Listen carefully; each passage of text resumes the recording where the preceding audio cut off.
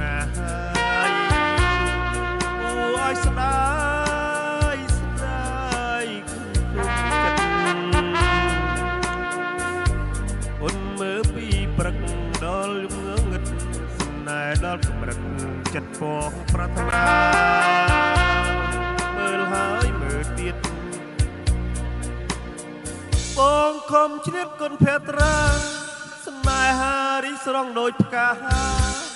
ឲ្យចិនដាមានបោះងហាហានេះជូមីបងអាសូរៀមផងដែលផងលើពើ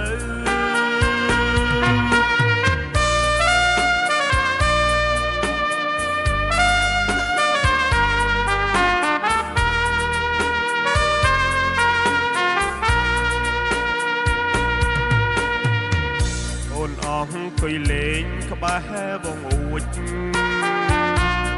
ចិត្តបងគួចប្រឹងលួចហៅពើ